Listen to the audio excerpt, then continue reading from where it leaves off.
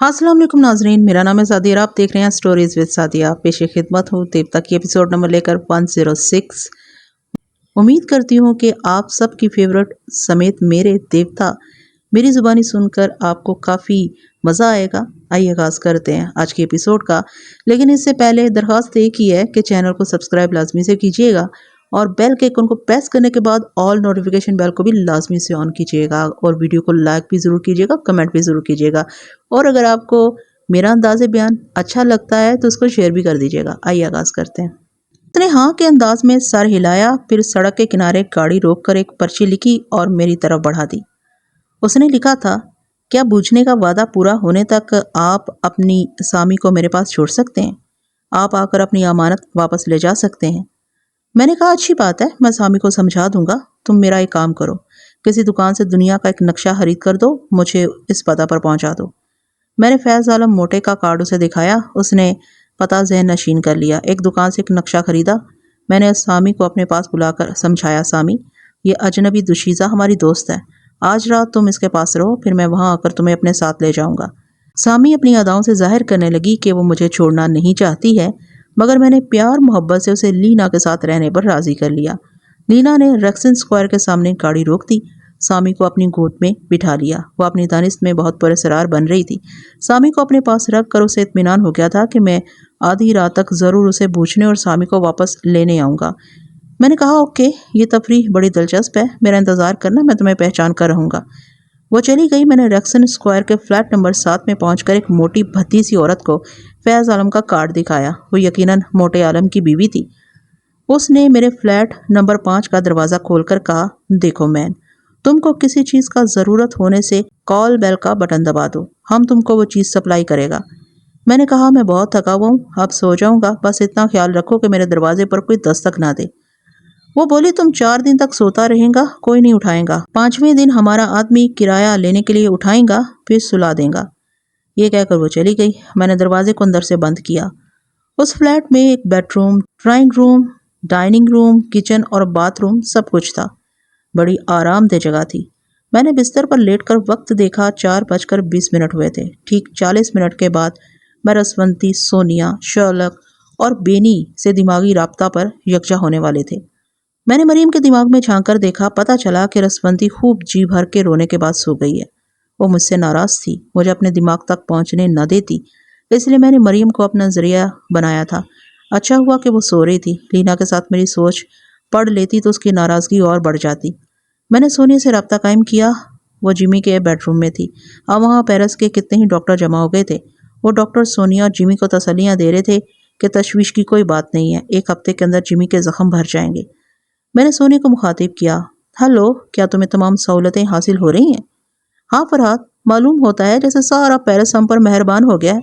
हमें कहीं से लंच और कहीं से डिनर की दावतें दी जा रही हैं। यहाँ के वजीर खारजा खुद तशरीफ़ लाए थे। वो हमारे साथ एक शाम गुजारना चाहते हैं।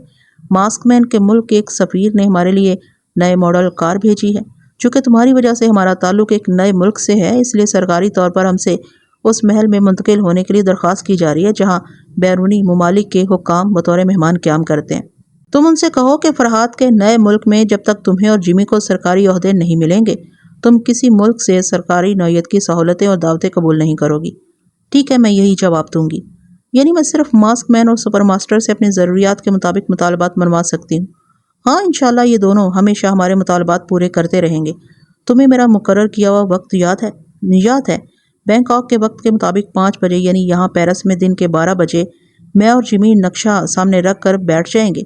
अभी 11:40 हुए हैं। बिल्कुल ठीक, मैं फिर आऊँगा। हेलो फरहाद, रसवंदी का लहजा सुनाओ, क्या हमारी ये नई ममलकत कायम रह सकेगी? मैंने कहा, नई ममलकत के सिलसिले में इस कदर आगे बढ़ जाने के बाद तुम ये सवाल कर रही हो? पहले तुम जोश और जज्बों से भरपूर थी, अब तुम्हारे सवाल से मायूसी झलकती है। मेरा जवाब ये है कि हम जज्बात से नहीं, अकल से काम लेते रहे तो ये ममलकत कायम रहेगी।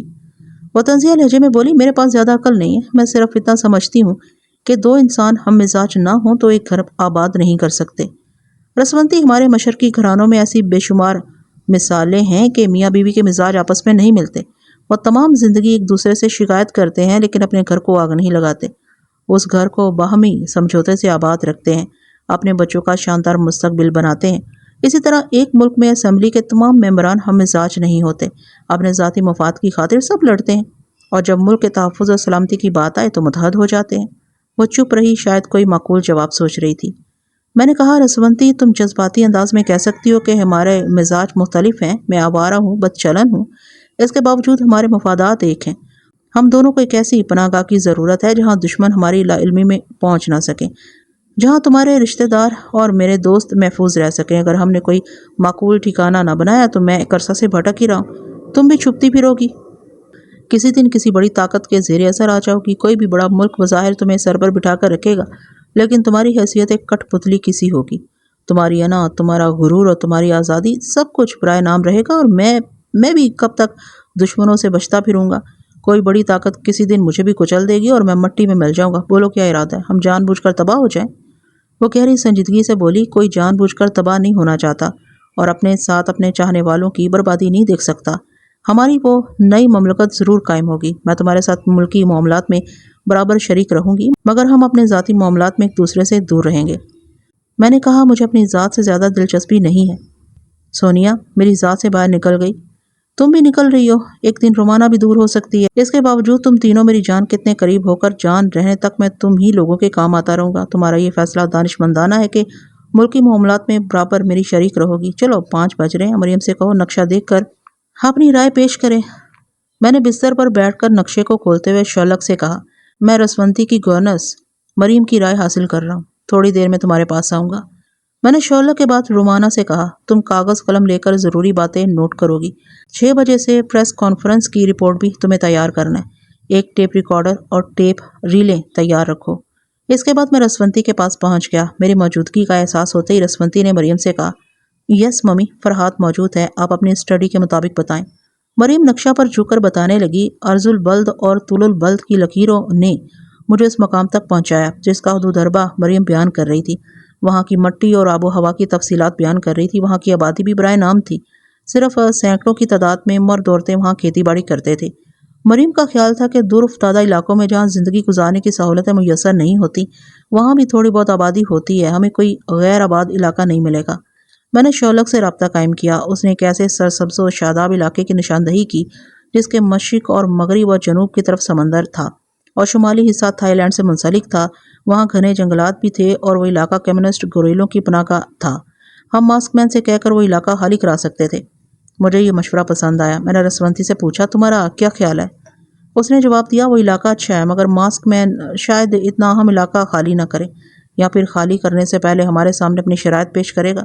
رسونتی، ابھی تو ہمیں اپنے طور پر ایک علاقے کو منتخب کرنا ہے، ہمارے انتخاب پر دوسرے کیا کہیں گے یہ بعد میں دیکھا جائے گا۔ وہ بولی، ابھی پریس کانفرنس کے لیے آدھا گھنٹہ باقی ہے، اگر تم ماسک مین کے نمائندے سے رابطہ قائم کر کے پہلے ہی اس معاملے کو طے کر لو تو مناسب ہوگا، پھر ہم پریس کانفرنس میں سوچ نگر کا اعلان کر سکیں گے۔ میں ماسک مین کے ملک کے ذہین سیاستدان مائیکل وسکی کے پاس پہنچ گیا۔ وہ پریشانی کے عالم میں ادھر سے ادھر ٹہل رہا تھا۔ اس کی سوچ بتا رہی تھی کہ وہ مجھ سے رابطہ قائم کرنے کے لیے بے چین ہے۔ مجھے یہ اطلاع دینا چاہتا ہے کہ میری اور اس کی دوستی میں ایک بہت بڑی رکاوٹ پیدا ہو رہی ہے۔ کسی نامعلوم شخص نے دھمکی دی ہے کہ فرحاد اور رسونتی کی نئی مملکت کو تسلیم نہ کیا جائے اور پریس کانفرنس میں اپنے نمائندے نہ بھیجیں۔ یہی دھمکیاں وہ دوسرے بڑے بڑے ممالک کو بھی دے چکا ہے۔ اس کا دعویٰ ہے کہ وہ 24 گھنٹے کے اندر فرحاد علی تیمور کو زندہ یا مردہ دنیا والوں کے سامنے لے آئے گا۔ اگر 24 گھنٹے سے پہلے کسی بھی ملک نے فرحاد سے دوستی کی تو اس ملک میں تحریب کاریوں کا سلسلہ شروع ہو جائے گا۔ میں اس کی سوچ پڑھ رہا تھا۔ رسونتی میرے لاشعور میں اس کا ترجمہ سن رہی تھی۔ وہ بولی، یہ کون کم بخت ہمیں چیلنج کر رہا ہے؟ میں نے کہا، ٹھہرو، میں معلوم کرتا ہوں۔ میں نے معلومات حاصل کی۔ 1 گھنٹہ پہلے مائیکل وسکی کے سیکریٹری نے ایک فون کال اٹینڈ کی تھی۔ کسی نے کہا تھا کہ وہ اس دنیا کو فرحاد اور رسونتی کے طلسم سے بچائے گا۔ اس سلسلے میں اسے مائیکل وسکی سے باتیں کرنے کا موقع دیا جائے۔ سیکریٹری نے وہ فون کال مائیکل وسکی کی طرف بڑھا دی تھی اور فوراً ہی ایکسچینج سے اس کال کے متعلق دریافت کیا۔ ایکسچینج والے پہلے ہی یہ اطلاع انٹیلیجنس برانچ تک پہنچا چکے تھے کہ کہیں ٹیلی فون کے پول سے مائیکل وسکی کے فون کے ساتھ کنیکشن ملایا گیا، لیکن وہاں کے جاسوس جب اس پول کو تلاش کرتے وہاں پہنچے تو وہاں کے تار کٹے ہوئے تھے، فون کرنے والا جا چکا تھا۔ میں نے ماسک مین کے دماغ میں جھانک کر دیکھا، وہ بھی اس سلسلے میں پریشان تھا۔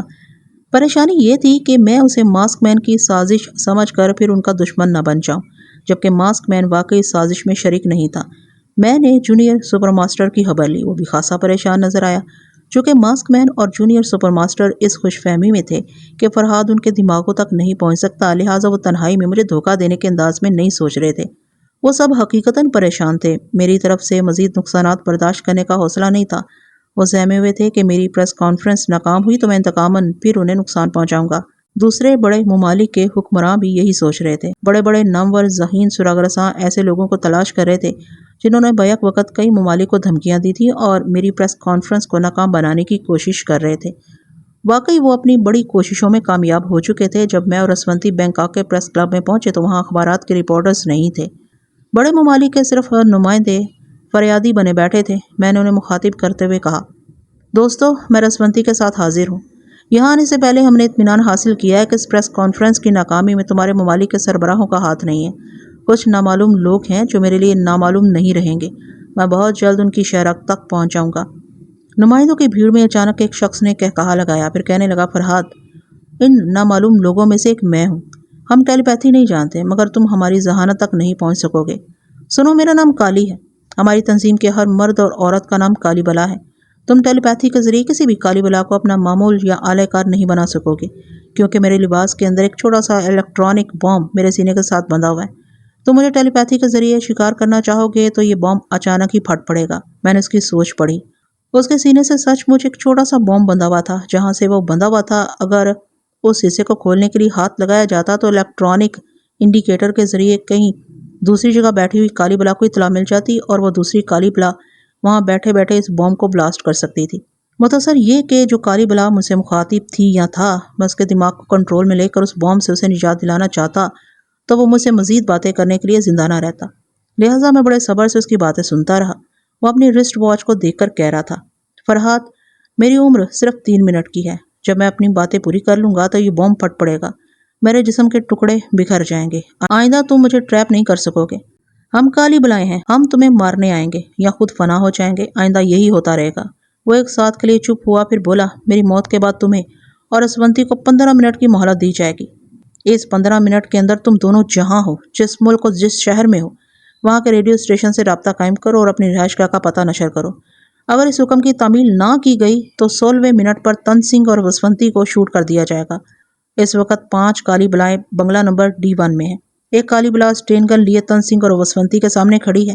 باقی 4 بلائیں بنگلے کے آس پاس اور چھت پر موجود ہیں۔ کوئی بھی اس بنگلے کے قریب آنے کی حماقت کرے گا تو مارا جائے گا۔ رسونتی پریشان ہو کر اپنی بہن اور باپ کے پاس چلی گئی۔ وہ بول رہا تھا، ان 5 کالی بلاؤں کے سینے سے بھی بوم منسلک ہے۔ تن سنگھ اور وسونتی کو ہلاک کرنے کے بعد وہ 5 بھی میری طرح مر جائیں گے تاکہ بینکاک کی فوج یا پولیس والے انہیں گرفتار نہ کر سکیں۔ جب وہ قصہ تمام ہو جائے گا تو 18ویں منٹ پر رومانہ کی باری آئے گی۔ پھر رومانہ کے بعد سونیا اس دنیا سے رخصت ہو جائے گی۔ میں نے پوچھا، تم کالی بلاؤں کو ہم سے کیا دشمنی ہے؟ کیا تم اپنے سربراہ تک میرا جواب پہنچا دو گے؟ وہ بولا، ہم تمام کالی بلائیں اپنی اپنی جگہ خود سربراہ ہیں۔ ہم خود اپنی زندگی اور موت کا فیصلہ کرتے ہیں اور دوسروں کو جو فیصلہ سناتے ہیں وہ رہتی دنیا تک اٹل رہتا ہے۔ اب میں مرنے والا ہوں۔ میرے مرنے کے بعد میرا یہ فیصلہ اٹل رہے گا کہ تمہیں اور اسونتی کو 15 منٹ کے اندر اپنے اپنے شہر کے ریڈیو اسٹیشن پہنچنا ہے۔ ہماری پلاننگ کے مطابق تمام ممالک کے تمام شہروں کے ریڈیو اسٹیشنوں میں تم دونوں کا انتظار کیا جا رہا ہے۔ اس کی موت کا آخری منٹ شروع ہو چکا تھا۔ وہ تمام ممالک کے نمائندوں سے چیخ کر بولا، چلے جاؤ، اس ہال سے نکل جاؤ، چلے جاؤ ورنہ سب کے سب مارے جائیں گے۔ ایک دم سے بھگدڑ مچ گئی۔ سب ہی اس ہال سے باہر کی طرف بھاگ رہے تھے۔ میں نے اسے بچانے کی امید میں اس کے دماغ کو کنٹرول میں لیا۔ اس کے ہاتھ سے اس بیلٹ کو کھولنا چاہا جس سے بم منسلک تھا۔ ہاتھ وہاں پہنچتے ہی ایک زبردست دھماکہ ہوا۔ میں اس کے مردہ دماغ سے نکل کر ایک نمائندے کے دماغ میں پہنچا۔ وہ دھماکہ سے دہشت زدہ ہو کر گر پڑا تھا، پھر اٹھ کر بھاگ رہا تھا۔ بے شمار لوگوں کے چیخنے چلانے کی آوازیں آ رہی تھیں۔ یعنی یہ ثابت ہو گیا تھا کہ وہ بلائیں مجھے اور اسونتی کو منظر عام پر لانے کے لیے ہنستے کھیلتے موت سے کھیلتی رہیں گی۔ زندگی میں پہلی بار اتنے خطرناک چیلنج کا سامنا تھا کہ جن سے سامنا تھا وہ سامنے نہیں تھے۔ ان کا انداز بتا رہا تھا کہ انہیں کسی بھی حالت میں بے نقاب کرنے کی کوشش کی گئی تو وہ فوراً مر جائیں گے۔ کون تھے یہ لوگ؟ ماسک مین، سپر ماسٹر، دوسرے ممالک کے سربراہ۔ اگر چوری چھپے ان کالی بلاؤں کی پشت پناہی کرتے تو مجھ سے یہ سازش چھپی نہ رہتی، کیونکہ میں تمام ممالک کے اہم دماغوں کو تسخیر کر چکا تھا۔ میں نے تن سنگھ اور اسونتی کے پاس پہنچ کر دیکھا، وہ دونوں واقعی اسٹین گن کی زد میں تھے۔ اسی وقت اسونتی نے مجھ سے کہا، فرحات، میں مریم کے ساتھ ریڈیو اسٹیشن کی طرف جا رہی ہوں، ورنہ وہ لوگ سچ مچ انہیں مار ڈالیں گے۔ میں نے کہا، بے شک تم ریڈیو اسٹیشن کی طرف جاؤ، مگر مگر 12 منٹ تک خود کو ضائع نہ کرنا، مجھے کوشش کرنے دو، شاید میں تمہارے عزیزوں کو بچا سکوں۔ فرحات تم نے ہمارے لیے بہت کچھ کیا ہے مگر اب کچھ نہیں کر سکو گے۔ وہاں پتا جی اور وسونتی کے سامنے وہ اسٹین گن والا بدھڑک بول رہا ہے۔ تم اس کے دماغ میں پہنچ سکتے ہو مگر اسے چھیڑ نہیں سکتے، چھیڑو گے تو اس کے سینے سے لگا ہوا بم پھٹ پڑے گا۔ پتا جی اور وسونتی بھی اس بم کی زد میں کھڑے ہوئے ہیں۔ میں اچھی طرح سمجھ گئی ہوں کہ خود کو ظاہر کر کے ہی انہیں سلامت رکھ سکوں گی۔ وہ ریڈیو اسٹیشن کی طرف جا رہی تھی۔ میں نے مایوس ہو کر اسٹین گن والی کالی بلا کے دماغ میں جھانک کر دیکھا، واقعی کسی کالی بلا کو ہماری ٹیلی پیتھی کا کوئی خوف نہیں تھا۔ وہ بڑی بے باکی سے تن سنگھ اور وسونتی کے سامنے بولتا جا رہا تھا۔ میں ٹیلی پیتھی کے ذریعے اسے وہاں سے ہٹا کر دور لے جانا چاہتا تو اس کی جگہ دوسری کالی بلا آ جاتی، پھر انہیں یہ معلوم ہو جاتا کہ ٹیلی پیتھی کا عمل شروع ہو گیا۔ وہ خطرہ محسوس کرتے ہی مقررہ وقت سے پہلے تن سنگھ اور وسونتی کو ہلاک کر دیتے۔ میں ہار گیا۔ رسونتی کے سامنے واقعی یہی صورت رہ گئی تھی کہ وہ خود کو ظاہر کر دے۔ وہ اپنی زندگی، اپنی آزادی داؤ پر لگا رہی تھی۔ میں نے رومانہ کے پاس پہنچ کر کہا، ہم بہت بڑے خطرے سے دوچار ہیں، فوراً ہی اپنی اٹیچی میں تھوڑا سا میک اپ کا سامان رکھ کر وہاں سے بھاگو، بینکاک سے باہر نکلنے کی کوشش کرو، میں بھی آ کر تمہیں تفصیل بتاؤں گا۔ میں وہاں سے سونیا کے پاس پہنچا۔ اس کی سوچ نے بتایا کہ کاٹیج کے چاروں طرف زبردست پہرا ہے۔ سپر ماسٹر کی طرف سے درخواست کی گئی ہے کہ وہ اور جمی کاٹیج سے باہر قدم نہ نکالیں، اندیکھی کالی بلائیں انہیں خلا کرنے آ رہی ہیں۔ سونیا نے مجھ سے پوچھا، کیا یہ درست ہے کہ سپر ماسٹر نے ہماری حفاظت کے لیے یہ پہرا لگایا؟ ہاں، اگرچہ سپر ماسٹر دشمن ہے تاہم میرے خوف سے وہ تمہاری حفاظت کے انتظامات کر رہے ہیں۔ ہم اندیکھے خطرات میں گر گئے ہیں سونیا۔ میں نے سونیا کو کالی بلاؤں کے متعلق مختصراً بتایا، پھر واپس آنے کا وعدہ کر کے رومانہ کے پاس پہنچ گیا۔ وہ ایک ٹیکسی کی پچھلی سیٹ پر بیٹھی کھڑکی کے باہر گزرتے ہوئے مناظر کو دیکھ رہی تھی۔ میں نے پوچھا، کسی نے تمہیں گھر سے نکلتے وقت روکا تھا؟ شرلک کی کوٹھی کے آس پاس کوئی مجھے روکنے اور میرا تعاقب کرنے والا نہ تھا۔ ساحلی سڑک پر 4 ٹیکسیاں کھڑی تھیں، میں وہیں سے ایک ٹیکسی میں بیٹھ کر بینکاک سے باہر جاؤں گی، مگر چیک پوسٹ سے گزرنا ہوگا۔ ساحل سے کوئی موٹر بوٹ حاصل کرو، اس طرح تم کسی جزیرے میں پہنچ جاؤ گی۔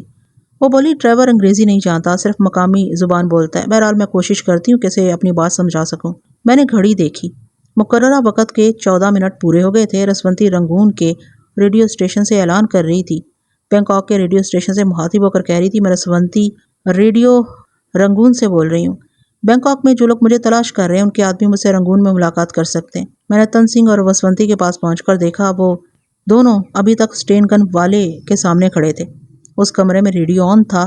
انسٹنٹ ریکارڈنگ کے ذریعے بینکاک ریڈیو سے رسونتی کا پیغام سنایا جا رہا تھا۔ اتنے میں دوسری کالی بلا نے کمرے میں داخل ہو کر کہا، ابھی پیغام ملا ہے کہ رنگون میں ہماری کالی بلا رسونتی سے ملاقات کرنے والی ہے۔ اس ملاقات تک تن سنگھ اور وسونتی کو زندہ رکھا جائے۔ ان کے زندہ رہنے تک ہم 5 کالی بلاؤں کی عمر بھی چند منٹ کے لیے بڑھ گئی ہے۔ اس کی باتوں کے دوران میں نے ایک اور کالی بلا کی آواز سنی۔ وہ ریڈیو بینکاک سے مجھے مخاطب کر رہا تھا، فرحات، میں بھی سینے پر بم باندھے تمہیں مخاطب کرنے آ گیا ہوں۔ تم یا بینکاک کی پولیس والے مجھے چھیڑو گے تو میرے ساتھ یہ ریڈیو اسٹیشن تباہ ہو جائے گا۔ فرحات، غور سے سنو، رسونتی نے ہمارے فیصلے پر عمل کیا ہے، اس کے رشتہ دار اب سلامت رہیں گے۔ تمہاری روپوشی رومانہ کی موت بن رہی ہے۔ اب بھی 2 منٹ کا وقت ہے، مجھے بتا دو تم کہاں ہو ورنہ تمہاری ضد تمہیں مہنگی پڑے گی۔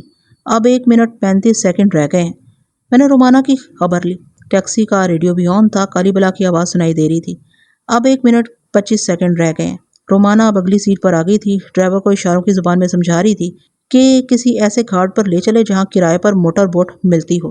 وہ اشارے کی زبان میں بولا، وہ گھاٹ بہت دور ہے۔ رومانہ نے کہا، کوئی بات نہیں، گاڑی کی رفتار بڑھاؤ۔ رفتار بڑھ گئی۔ میں نے کہا، رومانہ پیچھے دیکھو، تعاقب نہیں کیا جا رہا۔ وہ سر گھما کر دیکھنے لگی، دور تک کوئی گاڑی نظر نہیں آ رہی تھی۔ وہ ساحلی سڑک ویران تھی۔ ریڈیو سے آواز آ رہی تھی، 1 منٹ 49 سیکنڈ، 58 57 56 55۔ میں نے پریشان ہو کر کہا، رومانہ، بڑے اعتماد سے چیلنج کے ساتھ وقت بتایا جا رہا ہے، یقیناً موت قریب ہے، وہ مقامی ڈرائیور کالی بلا ہو سکتا، اسے چھیڑے بغیر ٹیکسی سے چھلانگ لگاؤ۔ رومانہ نے ایک جھٹکے سے دروازے کو کھولا، دوسرے ہی لمحہ اس نے باہر کی طرف چھلانگ لگا دی، سڑک کے کنارے آ کر گری، پھر زمین پر لڑکتی ہوئی ایک ناریل کے درخت سے ٹکرا کر رک گئی۔ بڑی سخت چوٹیں آئی تھی، ایک پاؤں کا گھٹنا درد کی شدت سے چٹک رہا تھا، وہ فوراً ہی اٹھ نہ سکی۔ دوسری طرف سے ذرا دور جا کر ٹیکسی رک گئی تھی، وہ مقامی ڈرائیور اپنی قمیض اتارتا اس کی جانب بڑھ رہا تھا۔ رومانہ نے دیکھا اس کے سینے سے ایک بیلٹ بندھا ہوا تھا اور اس بیلٹ سے کوئی چیز منسلک تھی، یقیناً وہ چھوٹا سا بم تھا۔ یہ دیکھتے ہی رومانہ نے اٹھ کر بھاگنے کی کوشش کی، مگر بڑے کرب سے کراہتے ہوئے لنگڑانے لگی۔ کالی بلا تیزی سے قریب آتی جا رہی تھی، میرے اندر کھلبلی سی پیدا ہوئی۔ رومانہ کو ایسی چوٹ آئی تھی کہ وہ جمناسٹک کے کرتب نہیں دکھا سکتی تھی، تیزی سے بھاگ کر کالی بلا سے دور نہیں رہ سکتی تھی۔ پھر آخری منٹ کا آخری سیکنڈ پورا ہوا، پھر جیسے میری کھوپڑی میں زبردست دھماکہ ہوا، جیسے رومانا کی چیخ میری زندگی کی آخری چیخ بن گئی ہو۔ ایک دم سے میری آنکھ کھل گئی، مگر اٹھنے کی سکت نہ رہی تھی، مجھ پر سکتے کا عالم طاری ہو گیا تھا۔ رومانا، رومانا تم کہاں ہو؟ میں نے موت کے بے شمار تماشے دیکھے تھے، میں جانتا ہوں کہ مجھے بھی ایک دن فنا ہو جانا ہے، مگر مجھے یقین نہیں آ رہا تھا کہ موت اتنی جلدی رومانا کو لے گئی ہے۔ وہ خیال کی اسکرین پر بحری جہاز پر نظر آ رہی تھی، جب وہ لڑکا بن کر رہنا پسند کرتی تھی، پھر مجھے دکھائی دیا وہ میری قربت کی آنچ میں پگھل کر لڑکی بن رہی تھی۔ جب اس کے باپ نے مجھے جہاز کے کیبن میں قید کیا تھا تو وہ پہلی بار میری آغوش میں آئی تھی۔ اس پہلے دن سے آج آخری دن تک اس نے ایسا بھرپور پیار دیا تھا، ایسی وفاداری کا ثبوت دیا تھا کہ موت اسے میرے اندر نہیں مار سکتی تھی، مگر اس کی صورت تو اب کبھی نظر نہیں آئے گی۔ صدمے کی شدت سے میرے دل میں درد پیدا ہوا، بڑا ہی ناقابل برداشت درد تھا۔ میں بستر سے لڑک کر فرش پر گر پڑا، پختہ فرش پر مکے مارنے لگا۔ یہ جنونی حرکتیں تھیں، میں گھوسے مار رہا تھا اور دانت پیس پیس کر بول رہا تھا، میں دشمنوں سے کھیلنے والا احمق ہوں۔ میں نے کیوں نہ سوچا کہ جو ہستی مجھے چاہے گی وہ کبھی نہ کبھی دشمنوں کے ہاتھوں ماری جائے گی۔ مجھے کیا حق پہنچتا ہے کہ میں کسی سے محبت کروں، اس کے جذبات سے کھیلوں، پھر اسے کھلونے کی طرح ٹوٹ جانے کے لیے چھوڑ دوں۔ میں نے ٹھنڈے فرش پر چہرے کو ٹیک دیا، جیسے بچہ ماں کی گود میں سر رکھ کر دکھڑا بیان کرتا ہے، ویسے ہی آہستہ آہستہ کراہنے لگا۔ شمع بینی کا ایک بڑا فائدہ یہ ہے کہ ہزار صدمات کے باوجود ذہنی انتشار دیر تک نہیں رہتا۔ دماغ ٹھہر ٹھہر کر مجھے سمجھانے لگا، ہوش میں رہو، سوچو سمجھو اور عہد کرو کہ جو غلطی ہو چکی ہے وہ آئندہ نہیں ہوگی۔ میں نے گہری سانس چھوڑتے دل ہی دل میں کہا، آج میں عہد کرتا ہوں کہ جب تک زندہ رہوں گا اتنی بڑی دنیا میں تنہا رہوں گا، مجھے کسی سے محبت نہیں ہوگی، کبھی کسی سے کوئی رشتہ قائم نہیں ہوگا۔ جو رشتے تھے وہ سب آج ختم ہو چکے ہیں۔ آج سے، ابھی سے ایک نیا فرہاد جنم لے رہا ہے۔ یہ فرہاد دنیا والوں کے لیے بالکل اجنبی رہے گا۔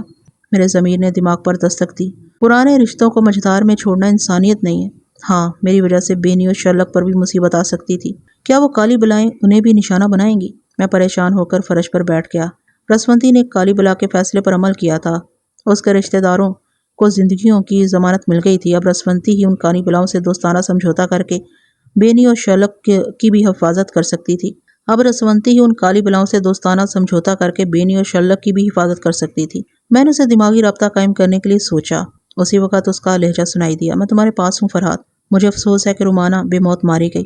دراصل تم پر امید تھے کہ ہمیشہ کی طرح آپ دشمنوں سے نجات حاصل کر لو گے، رومانا پر آنچ نہیں آئے گی، میں یہی سمجھ رہی تھی، مگر ان کالی بلاؤں نے خشکی، سمندری اور فضائی راستوں کی زبردست ناکہ بندی کی ہے۔ میں تمہارے لیے کیا کر سکتی ہوں فرہاد؟ میں یہی کہہ سکتی ہوں کہ صبر کرو اور بہت محتاط رہو۔ میں نے پوچھا، تم اس وقت کہاں ہو؟ برمی حکومت کی پناہ میں۔ میری درخواست پر پتا جی اور رسونتی کو یہاں رنگون میرے پاس پہنچایا جا رہا ہے۔ بینی اور شرلک کا کیا ہوگا رسونتی؟ وہ بولی، تم میرے رشتہ داروں کے لیے دن رات جدوجہد کرتے رہے تھے، میں وعدہ کرتی ہوں کہ بینی، شرلک اور ان کے خاندان کو تباہ نہیں ہونے دوں گی۔ اس وقت میں ایک سرکاری عمارت میں ہوں، ایک کالی بلا ہمیشہ میرے قریب رہتی ہے۔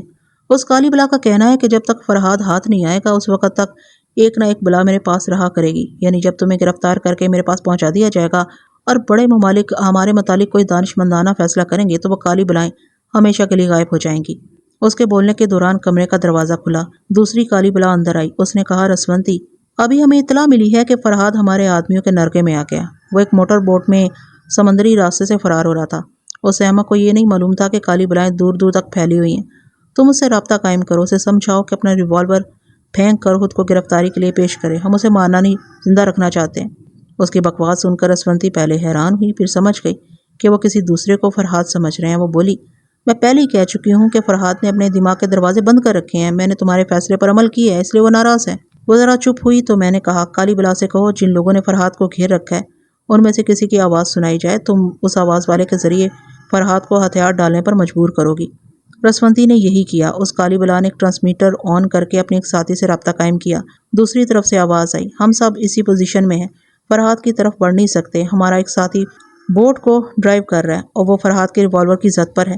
ہم سب موت کو گلے لگا سکتے ہیں لیکن ہمارے ساتھ فرہاد بھی مر جائے گا، ہمیں بتایا جائے کہ ہم کیا کریں۔ میں اس بولنے والی کالی بلا کے دماغ میں پہنچ گیا۔ رسونتی کے پاس ایک کالی بلا کی آواز موٹر بوٹ کے ٹرانسمیٹر پر سنائی دی۔ وہ کہہ رہا تھا، انتظار کرو، رسونتی ٹیلی پیتھی کے ذریعے تمہارے پاس آ رہی ہے، وہ فرہاد کو سمجھائے گی۔ میں نے موٹر بوٹ میں دیکھا ایک لمبے قد کا صحت مند جوان ہاتھ میں ریوالور لیے بوٹ ڈرائیور کے پاس کھڑا ہوا تھا، ان سے پوچھ رہا تھا کہ تم لوگ فرہاد کو گرفتار کیوں کرنا چاہتے ہو اور مجھے فرہاد کیوں سمجھ رہے ہو؟ کالی بلا نے کہا، تم قریب آ کر صرف اتنا یقین دلا دو کہ تم بہروپیے نہیں ہو، تم نے میک اپ نہیں کیا ہے۔ میں اس ریوالور والے جوان کی سوچ پڑنے لگا۔ وہ قریب جا کر اپنا چہرہ نہیں دکھانا چاہتا تھا کیونکہ وہ میک اپ میں تھا۔ اپنے ایک دشمن کو قتل کرنے کے بعد 2 دن تک میک اپ میں خود کو چھپائے رکھا، اب اسی میک اپ میں سمندری راستے سے فرار ہو رہا تھا۔ میں نے اس کی زبان سے کہا، میں تم لوگوں کے قریب جانے کی حماقت نہیں کر سکتا، چلو میں اقرار کرتا ہوں کہ میں فرحاد ہوں۔ ایک کالی بلا نے فوراً ہی ٹرانسمیٹر کو آن کرتے ہوئے کہا، ہیلو فرحاد اپنی اصلیت کا اقرار کر رہے ہیں۔ رسونتی ابھی تک نہیں پہنچی اوپر۔ رسونتی نے اپنے پاس کھڑی ہوئی کالی بلا سے کہا، میں فرحاد کے دماغ میں ہوں، اسے ریوالور پھینکنے کے لیے کہہ رہی ہوں، مجھے ڈسٹرب نہ کرو۔ کالی بلا نے ٹرانسمیٹر پر کہا، رسونتی ٹیلیپیتھی کے ذریعے فرحاد سے باتیں کر رہی ہے، تم بھی فرحاد کو یقین دلاؤ کہ ہم اسے مارنا نہیں چاہتے ہیں، ہم اسے دوستی کرنے کے لیے اس کی شرائط مان لیں گے۔ میں نے اس قاتل جوان کی زبان سے کہا، یہ ٹرانسمیٹر بند کر دو، رومانہ میری زندگی تھی، وہ نہیں رہی تو اب میں بھی تمہارا دوست بن کر نہیں رہوں گا، آؤ ہم اپنی لاشوں کے ٹکڑے کر کے انہیں سمندر کی تہہ میں پہنچا دیں۔ یہ کہتے ہی اس نے کالی بلا کے سینے پر فائر کر دیا۔ فائر کی آواز کے ساتھ ہی بم کا دھماکہ سنائی دیا، یقیناً پرانے کپڑے کی طرح موٹر بوٹ کی دھجیاں اڑی ہوں گی۔ مجھے وہ تماشا دکھانے کے لیے وہاں کوئی زندہ دماغ نہیں تھا۔ میں نے رسونتی سے کہا، خاموش نہ رہو، فرحاد کی موت پر ماتم کرو۔ یک بیک وہ چیخ کر بولی، فرحاد نہیں فرحاد، تم نہیں مر سکتے، نہیں مر سکتے۔ یہ کہتے ہی وہ دھاڑے مار مار کر رونے لگی۔ کالی بلا نے پریشان ہو کر پوچھا، کیا ہوا، تم کیوں رو رہی ہو؟ وہ چھاتی پیٹ کر بولی، وہ ضدی تھا، مجھ پر احسانات کرتا رہا، ہائے کیسا ضدی تھا، مجھے اپنے کام آنے کا موقع نہیں دیا۔ مجھے یقین نہیں آ رہا۔ نہیں تمہیں موت نہیں آ سکتی، نہیں۔ وہ جنونی انداز میں اپنا سر انکار میں ہلانے لگی، اپنے بال نوچنے لگی۔ کالی بلا نے ٹرانسمیٹر آن کر کے بوٹ والی بلاؤں سے رابطہ قائم کرنا چاہا، تب تصدیق ہو گئی کہ فرحاد کے ساتھ سب ہی فنا ہو چکے ہیں۔ اگرچہ بڑے بڑے ممالک کو میری موت کا مکمل یقین مشکل ہی سے آئے گا۔ آپ سے پہلے بھی ایک بار دستاویزی فلم کے ذریعے میری موت کی تصدیق ہوئی تھی، دوسری بار میری موت کا یقین نہیں آئے گا، لیکن یہ اطمینان مجھے تھا کہ کالی بلائیں یقین کر لیں گی۔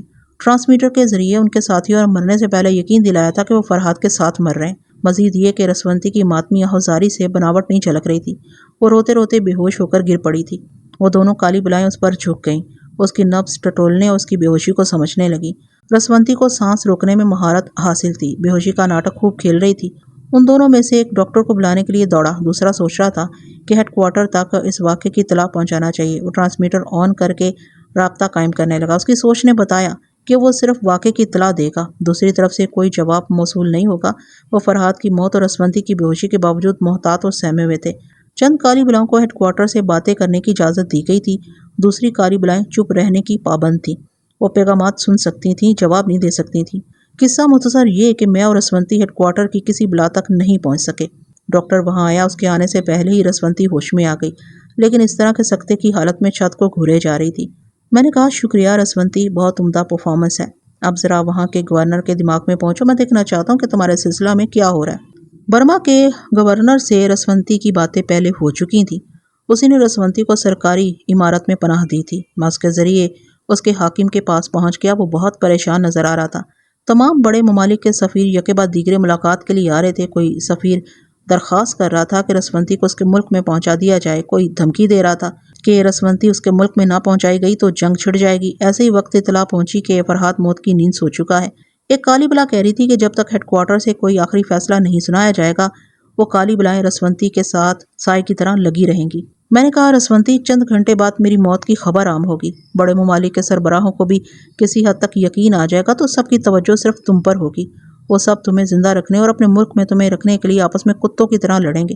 تھوڑی دیر بعد دیکھا جائے گا، تم پہلی فرصت میں بینی اور شعلہ کی حفاظت کے لیے شرائط پیش کرو، یہ اچھا موقع ہے۔ تمام ممالک تمہاری خوشنودی حاصل کرنے کے لیے بینی اور شعلہ کے محافظ بن جائیں گے۔ فرحاد، میں بڑے سہانے سپنے دیکھ رہی تھی، اپنی اس نئی مملکت میں راج کر رہی تھی جسے میں قائم نہیں کر سکوں گی۔ تم بتاؤ، کیا آپ بازی ہار گئے ہو؟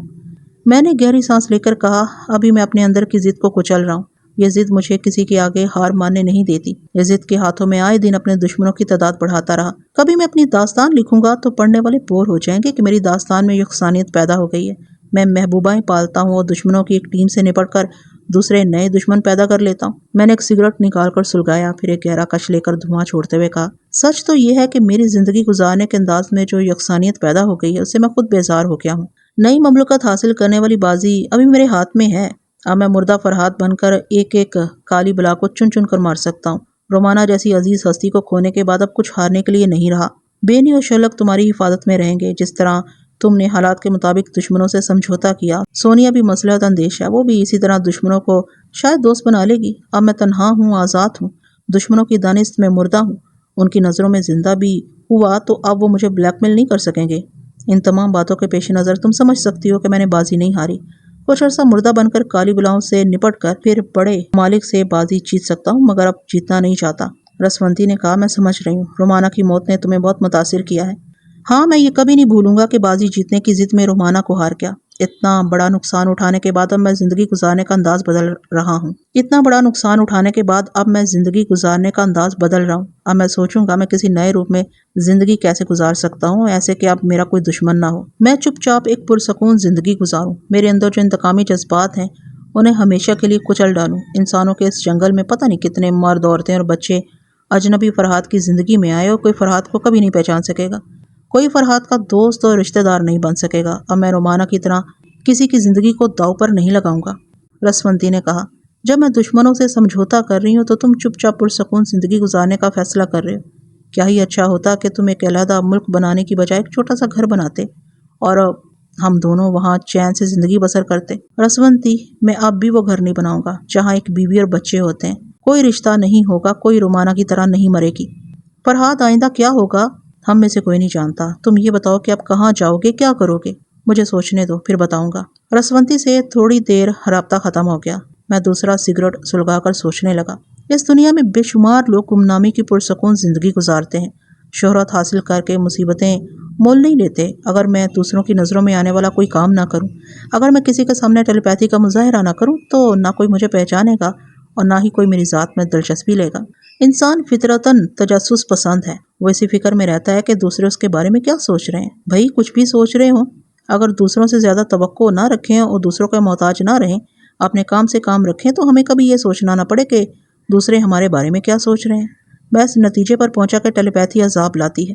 آئندہ میں کسی کے خیالات نہ پڑھوں، ایک عام شخص کی طرح اپنے حالات سے گزرتا رہوں۔ ہاں، کبھی ایسی مصیبت نازل ہو کہ نجات حاصل کرنے کے لیے بہت مجبور ہو کر ٹیلی پیتھی کا سہارا لینا پڑے تو میں مجبوراً صرف اسی حد تک خیال خوانی کروں گا کہ اپنی ذات کے نقصان سے بچ سکوں۔ اس کے بعد پھر ٹیلی پیتھی اپنے دماغ کے اسٹور روم میں مکفل کر دوں گا۔ اس فیصلے سے مجھے تقویت پہنچی۔ دماغ نے سمجھایا مجھے ابھی خیال خوانی کو ترک کر دینا چاہیے۔ رسونتی اپنے وعدے کے مطابق بینی اور شرلک کی حفاظت کرتی رہے گی۔ میں ان کی فکر نہیں کروں گا اور نہ ہی خیالات پڑھوں گا۔ بینی کو صدمہ ہوگا، مگر یہ سوچ کر رفتہ رفتہ صبر کر لے گی کہ مرنے والے واپس نہیں آتے۔ سونیا کو بھی صبر آ جائے گا، ویسے بھی اسے جمی کے پیار کا سہارا مل چکا ہے۔ کبھی وہ کسی مصیبت میں گرفتار ہوگی تو دیکھا جائے گا۔ اپنے فیصلہ پر سختی سے عمل کرنے کے لیے میں نے سوچا کہ رسونتی سے بھی خیال خوانی کے ذریعے گفتگو نہیں کروں۔ ہاں، وہ میرے دماغ میں آ کر باتیں کرے تو یہ دوسری بات ہوگی۔ اسی وقت رسونتی کا لہجہ سنائی دیا۔ ٹھیک ہے فرحات، پیاسا کنویں کے پاس جاتا ہے، میں ہی تم سے باتیں کر لیا کروں گی۔ تم اپنے فیصلے پر عمل کر کے دیکھو۔ میری بھی یہی تمنا ہے کہ اب تمہیں کوئی نہ پہچانے۔ تم دنیا کے لیے مر چکے ہو، میرے لیے زندہ رہو گے۔ میں کبھی کبھی تمہارے پاس آیا کروں گی۔ میں نے زہریلی مسکراہٹ کے ساتھ کہا، تم جب بھی آؤ گی تمہارے پیچھے ہنگامے بھی آئیں گے۔ میں سوچ سمجھ کر تمہاری طرف قدم اٹھاؤں گی۔ چھوڑو یہ بات کی باتیں ہیں۔ تم نے ابھی تک یہ نہیں سوچا کہ اب کیا کرو گے۔ تم جہاں ہو وہ تمہاری مستقل پناہ گاہ نہیں بن سکتی۔ ہاں، لینا مجھے اس عمارت تک چھوڑ کر گئی ہے، سامی کو امانت کے طور پر لے گئی ہے۔ اگر میں آدھی رات تک لینا کے پاس نہیں جاؤں گا تو وہ یہاں آ جائے گی۔ فرحات، سامی تمہاری پہچان بن گئی ہے۔ سامی، میری وفادار سامی۔ میں نے سوچا تھا کبھی سامی کا ساتھ نہیں چھوڑوں گا، لیکن وہ سچ مچ میرے پہچان کا ذریعہ بن گئی تھی۔ وہ میرے ساتھ ہوگی تو میں ہزار بہروپ میں پہچان لیا جاؤں گا۔ تو کیا میں اس بے زبان جانور کا ساتھ چھوڑ دوں؟ یہ انسان اپنے کردار کی خوبیوں سے ہزاروں مثالیں پیش کرتا ہے، مگر ایک جانور کی بے مثال وفاداری کی مثال پیش نہیں کر سکتا۔ میں نے کہا، رسونتی، میں نے انسانی رشتوں سے دور رہنے کا عہد کر لیا ہے، مگر سامی سے دور رہوں گا تو میرا ضمیر مجھے ملامت کرے گا۔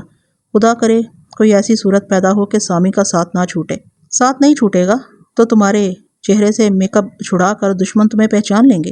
میں نے سامی کی چاہت میں کہا، کوئی ایسا میک اپ ہو کہ کبھی نہ چھوٹے، یا پھر میں اپنا چہرہ بگاڑ لوں تاکہ پہچانے جانے کا کوئی اندیشہ ہی نہ رہے۔ ایسا کہتے وقت میرے دماغ میں اچانک ایک تدبیر آئی۔ میں نے کہا، رسونتی، میں پلاسٹک سرجری کے ذریعے ہمیشہ کے لیے چہرہ تبدیل کر لوں گا۔ یہ تمہیں کیا سوچ رہی ہے؟ اتنے اچھے چہرے کو ہمیشہ کے لیے ختم کر دینا چاہتے ہو؟ میں اس کا مشورہ نہیں دوں گی۔ تم اس لیے ایسا کہہ رہی ہو نا کہ تم اس چہرے سے محبت کرتی ہو، اسے پوچھتی ہو۔ ہاں، تمہاری صورت میرے ذہن میں نقش ہے۔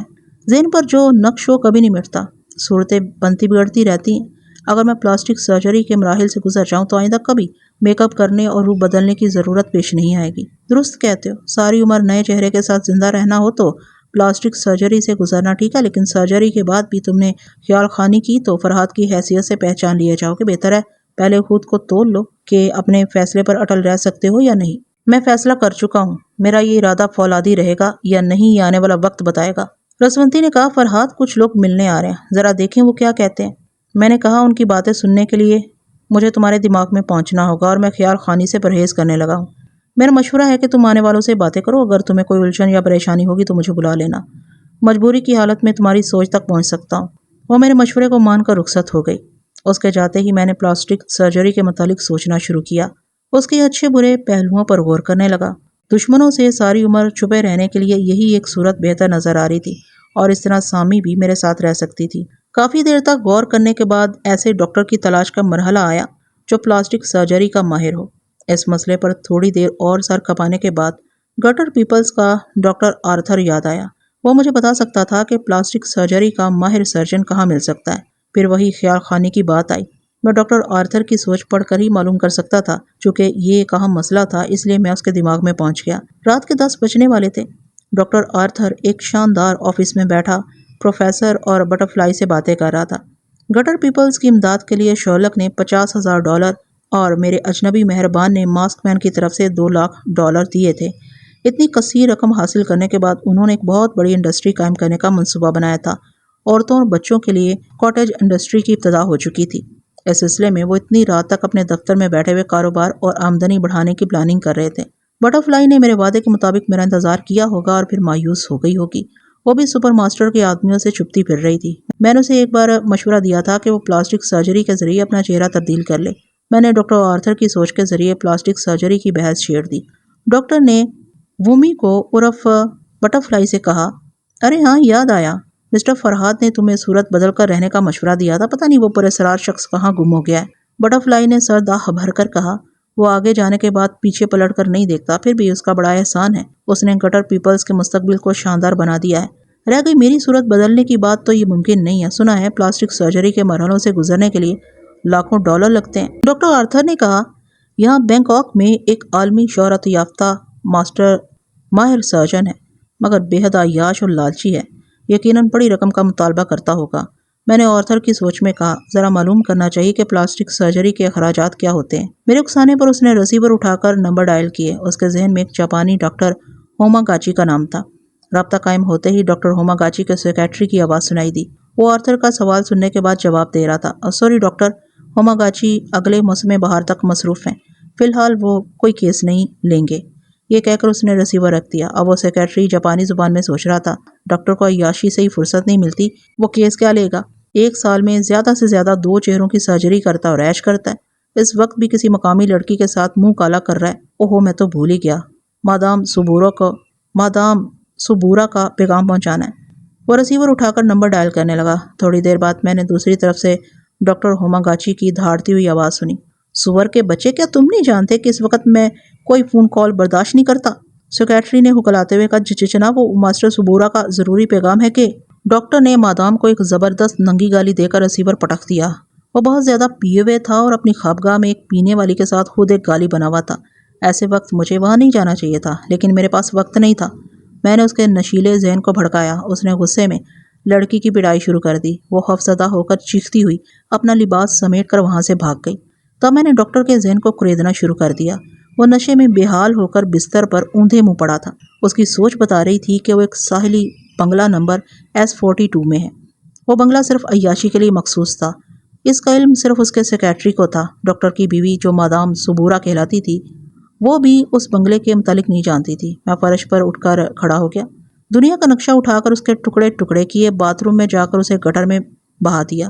اس کے بعد فلیٹ سے نکل کر زینے کے پاس آیا۔ موٹے فیض عالم کی موٹی بیوی سے سامنا نہیں ہوا، یہ اچھا ہی ہوا۔ میں تیزی سے زینہ اتر کر عمارت سے باہر آ گیا۔ اس وقت میرے ذہن میں یہ بات تھی کہ میں تنہا ڈاکٹر ہوماگاچی سے نپٹ نہیں سکوں گا، وہ یقیناً ٹیلی پیتھی کا شکار ہوگا، لیکن سرجری کے دوران جب میں ہوش و حواس میں نہیں رہوں گا تو وہ انتقاماً مجھے مار ڈالے گا یا مجھے میرے دشمنوں کے حوالے کر دے گا۔ میں عمارت سے دور جا رہا تھا۔ ایسے وقت رسونتی کام نہیں آ سکتی تھی کیونکہ وہ جاپانی زبان نہیں جانتی تھی، ڈاکٹر کو ٹریپ نہیں کر سکتی تھی۔ یوں بھی وہ بڑے ممالک کے درمیان تنازع کا باعث بنی رہے گی، دن رات مجھ پر توجہ نہیں دے سکے گی۔ پلاسٹک سرجری کا عمل کئی ماہ تک جاری رہنے والا تھا۔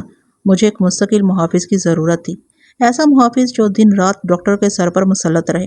میں تھوڑی دور جا کر رکیا، سمجھ میں نہیں آ رہا تھا کہ کیا کروں۔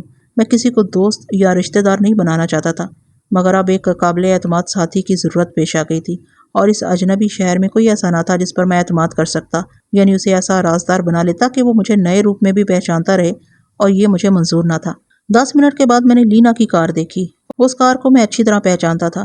دور سے اسے دیکھتے ہی منہ پھیر کر کھڑا ہو گیا۔ کار گزر گئی، آگے جا کر ریکسن اسکوائر کی عمارت کے سامنے رک گئی۔ لینا کار سے اتر کر مجھ سے ملنے میرے فلیٹ کی طرف جا رہی تھی۔ میں نے اپنی ضرورت کے مطابق سوچ کے ذریعے معلوم کیا کہ وہ سامی کو کار میں چھوڑ کر گئی ہے۔ میں تیز قدم اٹھاتا ہوا کار کے سمت بڑھنے لگا۔ ایک خیال آیا کہ میں لینا کو راستہ بنا لوں، مگر یہ خیال کمزور تھا۔ وہ لڑکی ڈاکٹر ہوماگاچی کو اپنے قابو میں نہیں رکھ سکتی تھی۔ میں نے کار کے قریب پہنچ کر عمارت کی جانب دیکھا۔ لینا اتنی جلدی واپس نہیں آ سکتی تھی۔ سامی مجھے دیکھتے ہی کار کے اندر اچھلنے لگی۔ میں نے دروازہ کھول کر اسے بازو میں اٹھایا، پھر دروازے کو بند کر کے وہاں سے دوڑتا چلا گیا۔ تھوڑی دور جا کر میں رک گیا، راستہ بدل کر تیزی سے مختلف گلیوں کو عبور کرنے لگا۔ ایک گلی میں کتا بھونکنے لگا۔ میں اس گلی سے مڑ کر دوسری گلی میں پہنچ گیا، لیکن اس کتے کے بھونکنے کا ایک فائدہ ہوا۔ اچانک مجھے وہ ڈاگ ماسٹر یاد آ گیا جو بینکاک میں رہنے والے بعض کے خوخار کتوں کو اپنے قابو میں رکھتا تھا۔ وہ میرا عقیدت مند تھا، میرا غلام بن کر رہنا چاہتا تھا۔ اس کے باس نے حکم دیا تھا کہ خوخار کتے مجھ پر چھوڑے جائیں، لیکن ڈاگ ماسٹر نے اس باس کو ہی کتوں کا نشانہ بنا دیا تھا۔ ہاں، وہی ایک فرما بردار شخص ایسا تھا جو غلامی کی حد تک میرا رازدار بن کر رہ سکتا تھا۔ میں فوراً ہی اس کے پاس پہنچ گیا۔ وہ سونے کے لیے اپنے کمرے میں جا رہا تھا۔ میں نے اسے مخاطب کیا تو وہ خوشی سے اچھل کر بولا، آقا یہ آپ ہیں؟ میں نے کہا، ہاں، مجھے تمہاری ضرورت ہے۔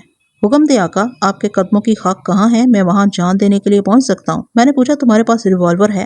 اس نے بتایا کہ ریوالور ہے اور وہ اپنے باس کی کار میں مجھ تک پہنچ سکتا ہے۔ میں نے پوچھا، نیا باس کون ہے؟ وہ بولا، ابھی نئے باس کا انتخاب نہیں ہوا ہے۔ ڈاگ ماسٹر، یہ فیصلہ کر کے آؤ کہ آپ مجھے چھوڑ کر نہیں جاؤ گے۔ آقا، آپ یہ کہہ کر مجھے نئی زندگی دے رہے ہیں۔ اب آپ کے قدموں سے مجھے موت ہی لے جائے گی، لیکن یہاں سے میری روانگی تقریباً 15 منٹ کے بعد ہوگی۔ میں اپنے تمام کپڑے جلا کر آؤں گا تاکہ وہ کتے میری بو نہ پا سکیں۔ تمام احتیاطی تدابیر کے ساتھ آؤ۔ تم وہاں سے چلو گے تو میں ملاقات کی جگہ بتاؤں گا۔ وہ وہاں سے روانگی کی تیاریاں کرنے لگا۔ میں سامی کو بازو میں اٹھائے مختلف گلیوں میں بھٹکتا ہوا ایک کشادہ سڑک پر پہنچ گیا۔ آدھی رات ہونے کو تھی، مگر راستے روشن تھے۔ گاڑیاں خاصی تعداد میں آتی جاتی نظر آ رہی تھیں۔ دن رات کھلی رہنے والی دکانوں میں خرید و فروخت جاری تھی۔ میں کچھ کھانے اور وقت گزارنے کے لیے کیفے میں داخل ہو گیا۔ کچھ لوگ کھاتے پیتے نظر آ رہے تھے۔ رات کو دھندے کے لیے نکلنے والی عورتیں بھی تھیں۔ میں نے سینڈوچز اور کافی کا آرڈر دیا۔ سامی نے کچھ کھانے سے انکار کیا۔ اتنے میں ایک حسینہ نے قریب آ کر مسکرا کر پوچھا، کیا میں یہاں بیٹھ سکتی ہوں؟ میں نے خشک لہجے میں جواب دیا، سوری، میرا ایک ساتھی آنے والا ہے۔ وہ ناگواری سے ہونٹ سکیڑ کر مٹکتی ہوئی کاؤنٹر کے پاس چلی گئی۔ میں نے دماغ کی اسکرین پر ڈاگ ماسٹر کو دیکھا۔ وہ اپنے تمام میلے کپڑے جلا ڈالنے کے بعد ایک اٹیچی لے کر کار میں چل پڑا تھا۔ میں نے کہا، سنو، میں day and night shopping centre کے پاس کیفے وکٹوریا میں بیٹھا ہوں۔ میری پہچان یہ ہے کہ میرے پاس ایک بلی ہے۔ ویسے تم کیفے میں داخل ہو گئے تو میں خود ہی اٹھ کر تم سے مصافحہ کروں گا۔ آقا، میں آپ کے ہاتھوں کو چوم لوں گا۔ ایسی حماقت نہ کرنا، میں حلیے سے آقا نظر نہیں آتا ہوں۔ پھر کبھی غلام بن کر ہاتھوں کو چوم لینا، ابھی ہم دو دوستوں کی حیثیت سے ملیں گے۔ وہ مایوس ہو کر بولا، میں پہلی بار آپ کے سامنے آ رہا ہوں، آپ کے سامنے گھٹنے ٹیکنا چاہتا ہوں اور آپ مجھے میرے حق سے محروم کر رہے ہیں۔ آقا، میں آپ کی برابری نہیں کر سکتا، میں آپ کا ادنا غلام ہوں۔ کیفے کے باہر آپ کا منتظر رہوں گا۔ ٹھیک ہے، تمہارا باہر ہی رہنا بہتر ہے۔ میں نے تھوڑے سے سینڈوچز کھائے، پھر کافی پینے لگا۔ عورتیں مجھے بار بار دیکھ رہی تھیں اور ادائیں دکھا رہی تھیں تاکہ میں مجبور ہو کر کسی ایک کو تنہائی دور کرنے کے لیے بلا لوں۔ میں تنہا نہیں تھا، میرے ساتھ رومانہ کا غم تھا۔ دماغ کے کسی گوشے میں کسی عورت کی خواہش نہیں تھی، اس لیے لینا جیسے حسن و شباب کو بھی نظر انداز کر دیا تھا۔ کافی پینے کے بعد میں نے بل ادا کیا، پھر سامی کو اٹھا کر باہر آ گیا۔ کیفے کے سامنے ہی ایک کار کے پچھلے دروازے کے پاس ایک لمبا تڑنگا نہایت ہی بدصورت حبشی کھڑا ہوا تھا۔ اس کی صورت ایسی بھیانک تھی کہ کمزور دل کے لوگ نیند تاریکی میں سے دیکھ کر ڈر جاتے ہوں گے۔ اس نے مجھے دیکھا، پھر سامی کو دیکھتے ہی پچھلی سیٹ کا دروازہ کھول کر فٹ پاتھ پر دوزانو ہو گیا۔ سر کو جھکا کر ایک ہاتھ سینے پر رکھ لیا۔ میں بوکھلا کر تیزی سے چلتا ہوا پچھلی سیٹ پر بیٹھ گیا۔ اچھا ہوا کہ آدھی رات کو یہ تماشا دیکھنے والے زیادہ لوگ نہیں تھے۔ قریب ہی فٹ پاتھ پر سے گزرنے والے کچھ لوگ ٹھٹک گئے تھے۔ وہ کمبخت اپنی غلامانہ ذہنیت سے باز نہیں آیا تھا۔ اس نے فٹ پاتھ سے اٹھ کر پچھلی سیٹ کے دروازے کو بند کیا، پھر ٹھٹکنے والے لوگوں کی طرف دیکھ کر گھرایا، گیٹ اوے فرام ہیئر، پھوں پھوں۔ مجھے ایسا ہی محسوس ہوا جیسے خوخار کتا بھونک رہا ہو۔ اس کی صورت بھی ایسی بھیانک اور خوخار قسم کی تھی کہ لوگ سہم کر پیچھے چلے گئے۔ اس نے اسٹیئرنگ سیٹ پر بیٹھ کر کار سٹارٹ کی۔ دوسرا ہی لمحہ ہم وہاں سے دور ہوتے جا رہے تھے۔ میں نے کہا میں حالات سے مجبور ہو کر چھپتا پھر رہا ہوں، مگر تمہارا یہ غلاموں جیسا انداز دنیا والوں کو میری طرف متوجہ کر لے گا۔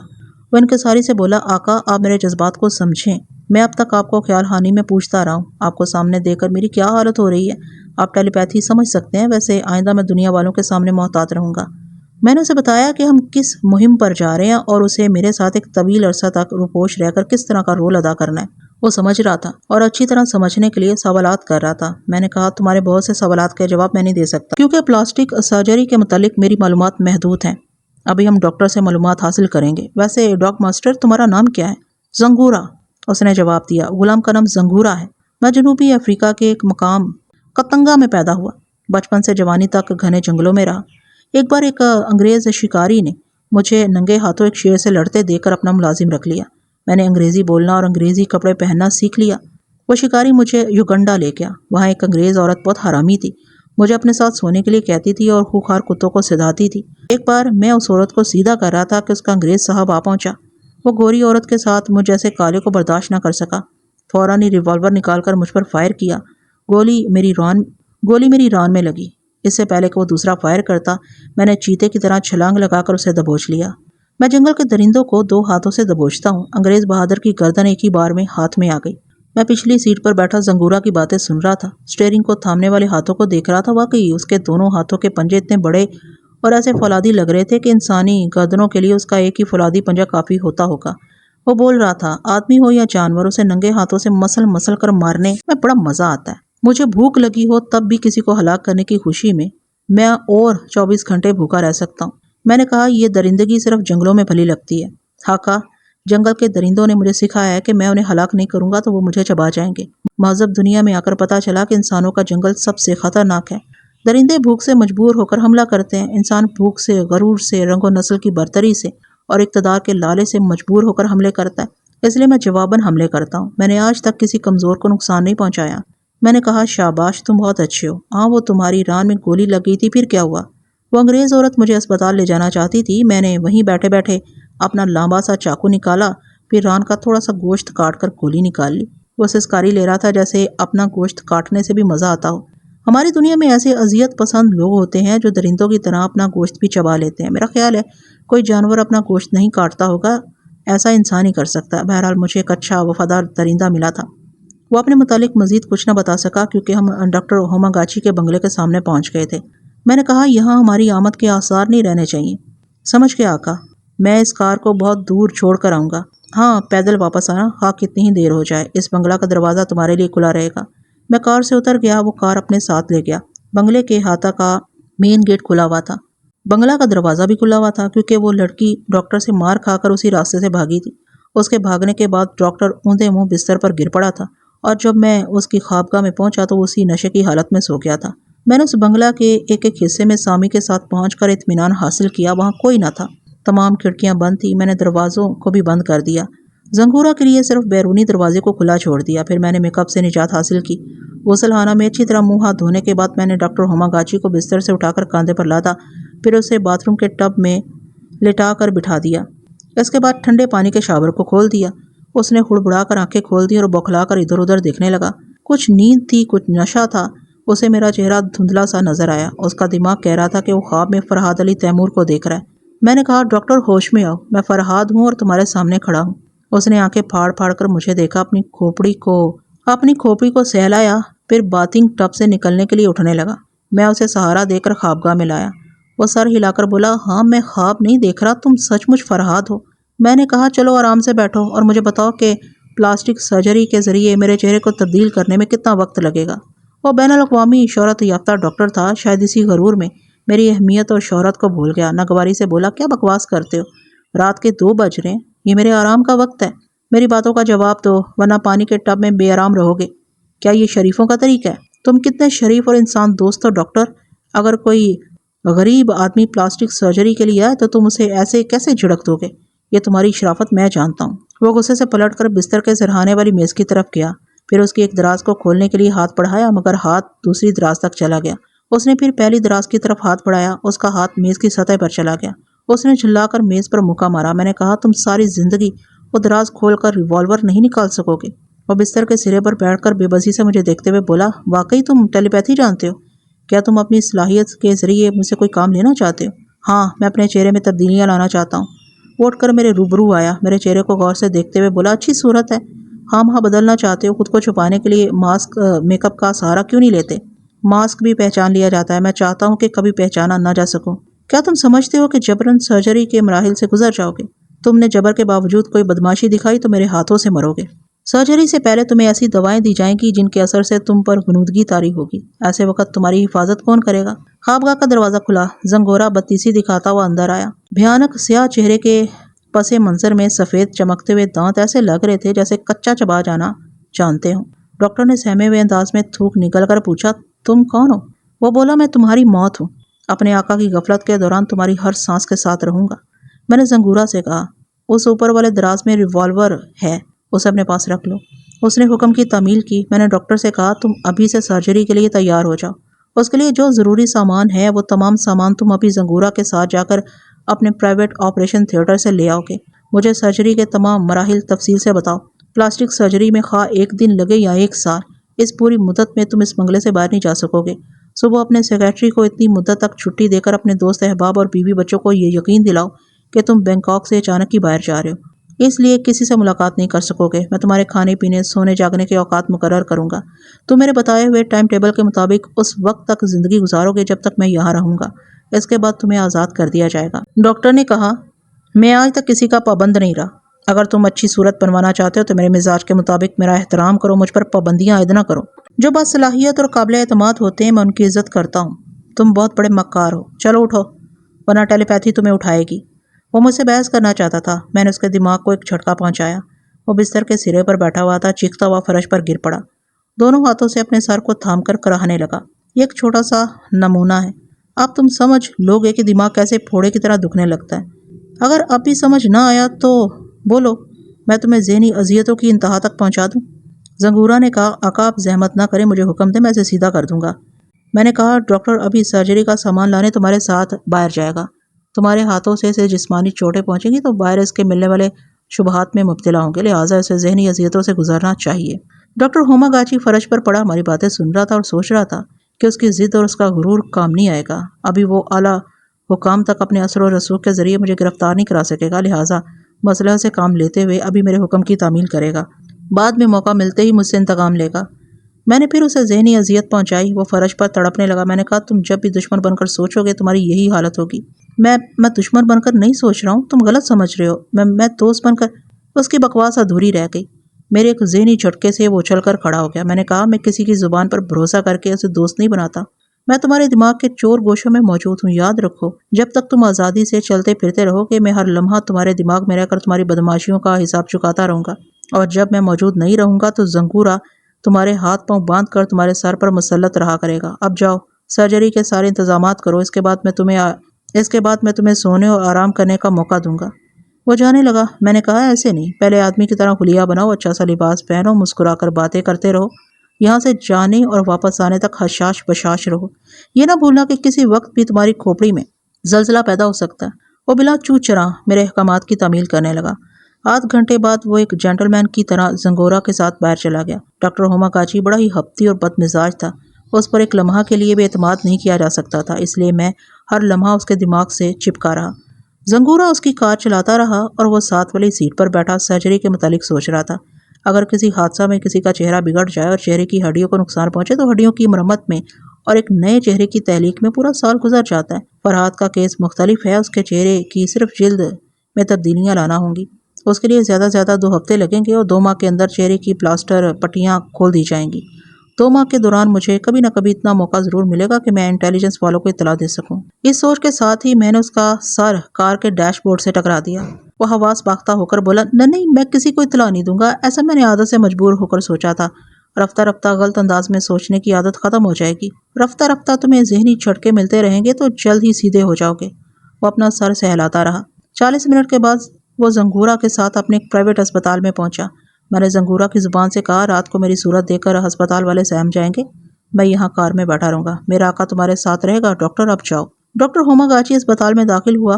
رات کی ڈیوٹی انجام دینے والا سٹاف اسے دیکھ کر سلام کرنے لگا۔ اس نے ایک خاص اسسٹنٹ کو بلا کر سرجری کے سامان اور دواؤں کی فہرست بتائی، پھر حکم دیا کہ وہ تمام چیزیں باہر کھڑی ہوئی کار کی ڈکی میں رکھ دی جائیں۔ پھر اس نے ایک مریضہ کو دیکھا جس کے چہرے کے کئی پلاسٹر کھول دیے گئے تھے۔ دوسرے دن باقی پلاسٹر کھلنے والے تھے۔ اس نے چہرے کا معائنہ کرتے ہوئے کہا، میں بینکاک سے باہر جانے والا ہوں، شاید کل نہ آ سکوں۔ ڈاکٹر شیفرڈ، تم اس چہرے کی باقی پٹیاں کھول دینا۔ وہ ہدایت دے کر مریضہ کے کمرے سے باہر آیا۔ اس کے ذہن کے چور گوشہ میں یہ بات تھی کہ اسپتال کا سٹاف کسی طرح اس کی مجبوریوں کو سمجھ لے اور میرے شکنجے سے کوئی اسے رہائی دلا دے۔ اس نے سوچ کے ذریعے کہا، مسٹر فرہاد، میں ٹوائلٹ میں جانا چاہتا ہوں۔ ایسی جگہ آپ کو میرے ساتھ نہیں رہنا چاہیے۔ کیوں نہیں رہنا چاہیے؟ بھئی یہ شرم کی بات ہے، ٹوائلٹ میں آدمی اکیلا ہی جاتا ہے۔ تمہارے جیسے بے شرم اپنی خوابگاہ میں عورتوں سے نہیں شرماتے، مجھ سے ٹوائلٹ میں کیوں شرماؤ گے؟ اسے مجبوراً ٹوائلٹ میں جانا پڑا۔ میں نے واپس آ کر اپنے سیکریٹری کو فون کیا۔ وہ پریشان ہو کر سوچ رہا تھا کہ فرہاد جاپانی زبان جانتا ہے، کوئی اشارے بازی نہیں چلے گی۔ اس نے واپس آ کر اپنے سیکریٹری کو فون کیا۔ وہ پریشان ہو کر سوچ رہا تھا کہ فرہاد جاپانی زبان جانتا ہے، کوئی اشارے بازی نہیں چلے گی۔ اس نے سیکریٹری سے کہا، میری کچھ مصروفیات ایسی ہیں کہ میں 2 ماہ تک غیر حاضر رہوں گا۔ اپنے پرائیویٹ بنگلے کے ٹیلی فون کا کنیکشن کاٹ رہا ہوں، لہٰذا تم بھی مجھ سے رابطہ نہ رکھنا۔ سیکریٹری نے پوچھا، اگر مادام نے کچھ پوچھا تو کہہ دینا میں بینکاک سے باہر گیا ہوں اور کسی دن میں اس سے فون پر بات کروں گا۔ تمہاری ڈائری میں جتنے لوگوں سے اپوائنٹمنٹ ہیں انہیں 2 ماہ کے لیے ملتوی کر دو، دیٹس آل۔ سیکریٹری کو ساری باتیں سمجھانے کے بعد وہ اسپتال سے باہر آ گیا۔ اپنے خاص ماتحت ڈاکٹر سے رخصتی مصافحہ کر کے کار میں آ کر بیٹھ گیا۔ میں اس بدمزاج ڈاکٹر کو اچھی طرح سمجھ گیا تھا۔ اسے ذرا بھی ڈھیل ملتی تو وہ میرے خلاف قانون کی پناہ میں پہنچ جاتا، اس لیے میں ایک لمحہ کے لیے بھی اسے غافل نہیں رہا۔ 40 منٹ بعد وہ اور زنگورا میرے پاس پہنچ گئے۔ میں نے کہا، ڈاکٹر یہ مرحلہ طے ہو گیا، اب بتاؤ کیا اس بنگلہ میں 2 ماہ کا راشن موجود ہے؟ اس نے جواب دیا، نہیں، کبھی کبھی راشن اور دواؤں کے لیے بنگلے سے باہر جانا ہوگا۔ میں نے کہا، کوئی ضروری نہیں ہے، دوائیں لا کر فریج میں رکھی جا سکتی ہیں اور راشن بھی اسٹاک کیا جا سکتا ہے۔ کھانے کی جو چیزیں سڑ گل جاتی ہیں وہ خریدی نہ جائیں۔ اس وقت day and night shopping centre سے ضرورت کی تمام چیزیں خریدی جا سکتی ہیں۔ جاؤ یہ مرحلہ بھی طے کر کے آ جاؤ۔ وہ پھر چلے گئے۔ میں نے سامی کو سہلاتے ہوئے کہا، میری جان تم آرام سے سو جاؤ، جب میں سونے جاؤں گا تو تم میرے پاس پہرا دیتی رہو گی، ٹھیک ہے نا؟ وہ ڈاکٹر کے پاس بستر پر جا کر بیٹھ گئی۔ میں ڈاکٹر کے دماغ میں پہنچ گیا۔ اب وہ میرے خلاف سوچنے سے پرہیز کر رہا تھا۔ کوئی سازشی سوچ پیدا ہوتی تو اسے فوراً ہی دماغ سے جھڑک دیتا تھا۔ میں نے اسے نہیں چھیڑا، اسے خود ہی اپنی مخالفانہ سوچ سے لڑنے کے لیے چھوڑ دیا۔ دکانوں میں خریداری کے دوران اس نے سوچا، 1 گھنٹے سے فرہاد مجھے مخاطب نہیں کیا ہے، کیا وہ سو رہا ہے؟ اس نے سوچ کے ذریعے آواز دی، مجھے پکارا، مگر میں خاموش رہا۔ تب اس کے اندر سازشی تحریک پیدا ہوئی۔ اس نے دکان سے ایسی انجیکٹ کرنے والی دوا خریدی جو جسم میں پہنچ کر آہستہ آہستہ زہر کی طرح پھیلتی تھی اور دماغی طور پر نکارہ بنا دیتی تھی۔ اس نے وہ دوا خرید کر دوسری دواؤں کے ساتھ رکھ لی۔ جب وہ زنگورا کے ساتھ راشن اور دوائیں لے کر واپس آیا تو میں نے کہا، ڈاکٹر وہ سلو پوائزن والی دوا نکال کر زنگورا کو دے دو۔ وہ ایک دم سے گھبرا گیا، جلدی سے وہ دوا نکال کر دیتے ہوئے بولا، مجھے معاف کر دو، میں نے اس کے دماغ کو کنٹرول میں لیا تو وہ باتیں بھول گیا۔ سامنے والی دیوار سے جا کر سر کو ٹکرا دیا۔ پھر میں نے اس کے دماغ کو آزاد چھوڑ دیا۔ اس کے سر سے خون بہہ رہا تھا۔ وہ تکلیف کی شدت سے کراہنے لگا۔ میں نے ایک دماغی جھٹکا پہنچایا تو وہ چیخنے لگا، معافی مانگنے اور قسمیں کھانے لگا کہ آئندہ وہ کبھی میری مخالفت میں نہیں سوچے گا۔ زنگورا نے دونوں ہاتھ آسمان کی طرف اٹھا کر کہا، میرا آقا دماغوں کی دنیا کا بادشاہ، اس کے قہر سے ڈرو، توبہ کرو، قسمیں کھاؤ، دوسری غلطی نہ کرو، دوسری غلطی کے بعد زندہ رہنے کی غلطی نہیں کر سکو گے۔ میں نے کہا، ڈاکٹر جہاں کھڑے ہو وہیں فرش پر لیٹ جاؤ، میں تمہیں 5 گھنٹے تک سونے کی اجازت دوں گا، اس کے بعد میں 4 گھنٹے کی نیند حاصل کروں گا، یعنی 9 گھنٹے کے بعد تم چاہو تو سرجری کا پہلا عمل شروع کر سکتے ہو۔ وہ سہما ہوا تھا، فوراً ہی فرش پر لیٹ گیا۔ ذہنی جھٹکے کھانے کے باعث اس کا دماغ پھوڑے کی طرح دکھ رہا تھا۔ میں نے اسے ٹرانس میں لے کر گہری نیند سلا دیا۔ زنگورا ابھی میرے حکم کے مطابق دوسرے کمرے میں سونے چلا گیا۔ سامی بھی سو رہی تھی۔ تب رسونتی نے کہا، فرہاد میں نے کئی بار تمہیں مخاطب کرنا چاہا، پھر یہ دیکھ کر چپ رہی کہ اس بد دماغ ڈاکٹر کی نگرانی کر رہے ہو، مجھے مداخلت نہیں کرنی چاہیے۔ ٹھیک ہے، اپنا حال سناؤ۔ ابھی تک تو خیریت ہے، پتا جی اور وسونتی میرے پاس پہنچ گئے ہیں۔ برمی حکومت میری وجہ سے بہت پریشان ہے، اس کی سرحدوں پر بڑی طاقتیں مورچہ بنا رہی ہیں۔ بڑے ممالک کے نمائندے کل صبح 10 بجے فردن مجھ سے ملاقات کریں گے۔ میں پہلے سے بتا دوں، ہر ایک کی خواہش یہ ہوگی کہ میں ان کے ملک میں پناہ لوں۔ تم کہاں رہنا چاہتی ہو؟ مستقل رہائش کے لیے میں اپنے دیس کو پسند کرتی ہوں۔ میں نے کہا، ماسک مین بھی یہی چاہے گا کہ تم ہندوستان میں رہو، مگر سپر ماسٹر تمہیں حاصل کرنے کے لیے ایڑی چوٹی کا زور لگائے گا۔ فرہاد تم کیا مشورہ دیتے ہو؟ تمہیں اپنے ہی دیس میں رہنا چاہیے۔ اب میں پاکستان واپس جاؤں گا، تم ہندوستان آ جاؤ، اب تمہیں کوئی نہیں پہچانے گا، ہم وہاں اجنبی کی حیثیت سے ملیں گے، لوگوں کی دانست میں رفتہ رفتہ دوستی کریں گے، کوئی تم پر شبہ نہیں کرے گا۔ رسونتی تقدیر کو منظور ہوگا تو ضرور تمہارے پاس آؤں گا، فی الحال میں ماضی کے تمام رشتے توڑ کر، دشمنوں کو بھول کر اور نئی دوستی کے جذبوں سے توبہ کر کے اپنے وطن میں کچھ عرصہ گزارنا چاہتا ہوں۔ اپنے وطن سے سبھی پیار کرتے ہیں، میں تمہیں وہاں جانے سے نہیں روکوں گی، لیکن اپنی الجھنوں سے جب مجھے نجات مل جائے تو تمہیں اپنے پاس ضرور بلاؤں گی۔ میں نے ہنستے ہوئے کہا، پہلے سے منصوبہ نہ بناؤ، نئی مملکت کے منصوبہ کی طرح ناکامی ہو سکتی ہے۔ فرحات، میرا تمہارا خواب ضرور پورا ہوگا، میں ایک دن نئی مملکت ضرور قائم کروں گی۔ ہاں تم کر سکتی ہو، مگر میں کہہ چکا ہوں کہ پرانے دشمن میرے لیے مر چکے ہیں اور میں نئے دشمن نہیں بناؤں گا۔ بس اب یہی تمنا ہے کہ چپ چاپ گمنام زندگی گزاروں۔ بہت رات ہو چکی ہے، اب سو جاؤ، باتیں پھر ہوتی رہیں گی۔ میں نے پتا جی اور وسونتی کو تمہاری موت کے بارے میں بتا دیا، وہ بہت دکھی ہیں۔ کل کے اخبارات میں بینی، شارلک اور سونیا بھی تمہاری موت کی خبر پڑھیں گے، کسی کو یقین ہو یا نہ ہو۔ میں یہی تاثر دے رہی ہوں کہ اب تم اس دنیا میں نہیں رہے۔ شکریہ رسونتی، میں بھی یہی چاہتا ہوں۔ وہ سونے کے لیے چلی گئی۔ میں نے ڈاکٹر ہوماگاچی کی طرف دیکھا، وہ فرش پر گہری نیند سو رہا تھا۔ میری ہدایت کے مطابق اس کا دماغ اسے 5 گھنٹے بعد بیدار کرنے والا تھا۔ میں نے اس کی جیب سے چابیاں نکالیں۔ سب سے پہلے آئرن سیف کو کھول کر دیکھا۔ اندر ایک خانے میں نوٹوں کی گڈیاں تھیں، دوسرے خانے میں چرمی تھیلیاں بندھی ہوئی تھیں، انہیں کھول کر دیکھا، ان میں بیش قیمت ہیرے جواہرات تھے۔ تیسرے خانہ میں بہت سارے ٹیوبز رکھے ہوئے تھے، ان میں فیس کریم تھی، چہرے کی جلد کو ملائم رکھنے کے لیے اس کریم سے مساج کیا جاتا تھا۔ ایسی چیزیں ٹھنڈی جگہ پر رکھی جاتی ہیں۔ ٹیوبز پر بھی لکھا ہوا تھا، تجوری میں چھپا کر رکھنے کی کوئی خاص وجہ ہو سکتی تھی۔ ڈاکٹر ہوماگاچی کے خوابدیدہ ذہن کو کریدنے سے معلوم ہوا کہ ہر ٹیوب میں کریم بھری ہوئی ہے اور کریم کے درمیان ننھے ننھے قیمتی ہیرے چھپا کر رکھے گئے تھے۔ وہاں 20 عدد ٹیوبز تھے اور وہ تمام ٹیوبز اپنی بیوی مادام سبورا کے ذریعے جاپان اسمگل کرنے والا تھا۔ میں نے تجوری بند کر دی، پھر ایک کہانی الماری کھولی، اس میں فائلیں، خوبصورت دوشیزاؤں، خوبرو مردوں کی بے شمار تصویریں رکھی ہوئی تھیں۔ کئی تصویروں کے خاکے بنے ہوئے تھے۔ ڈاکٹر پلاسٹک سرجری سے پہلے ایسے ہی خاکے تیار کرتا تھا۔ میں ایک ایک فائل کھول کر تصویریں دیکھنے اور ان کی رپورٹ پڑھنے لگا۔ ایک فائل میرے مطلب کا نکلا، اس میں ایک خوبرو پاکستانی جوان طارق محمود کی تصویر اور اس کی سرجری رپورٹ تھی۔ ٹرین کے حادثے میں طارق محمود کا چہرہ بگڑ گیا تھا۔ طارق کی بیوی شہناز اسے ڈاکٹر ہوماگاچی کے پاس لائی تھی۔ شہناز اتنی حسین تھی کہ ڈاکٹر نے فوراً ہی وہ کیس لے لیا، بلکہ اسی بنگلہ میں پاکستانی میاں بیوی کو مہمان بنا کر ٹھہرایا۔ رپورٹ کے مطابق سرجری کے ذریعے طارق محمود کے چہرے کی مرمت ہو گئی تھی۔ پھر دونوں میاں بیوی ہنسی خوشی پاکستان واپس چلے گئے۔ مجھے اس رپورٹ پر یقین نہ آیا، کیونکہ اسی فائل میں شہناز کی تصویر تھی۔ اس کے حسن کو دیکھ کر یہ شبہ ہوتا تھا کہ ڈاکٹر ہوماگاچی جیسے ہوس پرست نے اس حسینہ کو فیس کے طور پر حاصل کیا ہوگا۔ میرے اندر تجسس پیدا ہوا کہ صحیح معلومات حاصل کروں۔ اگرچہ میں غیر ضروری خیال خوانی سے پرہیز کرنا چاہتا تھا، تاہم اب کسی نہ کسی طور پر خیال خوانی کرتا رہا تھا۔ یوں کہنا چاہیے کہ ایک عادت سی ہو گئی اور عادت سے آہستہ آہستہ ہی پیچھا چھڑایا جا سکتا ہے۔ میں نے سوچا خیال خوانی میری ایک انمول صلاحیت ہے۔ مجھے اس طرح خیالات پڑھنے چاہیے کہ کسی کو خیالات پڑھنے جانے کا علم نہ ہو۔ میں چپ چاپ اپنے فائدے کے لیے معلومات حاصل کروں، پھر جس کے خیالات پڑھوں اسے نظر انداز کر دوں۔ میں نے شہناز کی تصویر دیکھی، اس کی کمل کٹورا جیسی گہری سی آنکھوں میں جھانکا، اس کے دماغ میں پہنچ گیا۔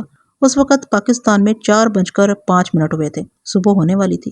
شہناز گہری نیند سو رہی تھی، صبح کے سہانے خواب دیکھ رہی تھی۔ میں نے اس کی سوچ میں ڈاکٹر ہوماگاچی کا نام لیا۔ اسکرین پر ڈاکٹر نظر آنے لگا، وہ شہناز کا ہاتھ تھام کر اسے آغوش میں لینا چاہتا تھا، لیکن وہ کترا کر نکل گئی، کہنے لگی، میری مرضی کا بغیر میرا شوہر بھی مجھے ہاتھ نہیں لگا سکتا، تم کس کھیت کی مولی ہو۔ وہ بولا، میں یہاں کا سب سے دولت مند ڈاکٹر ہوں، تمہاری ہر خواہش پوری کر سکتا ہوں۔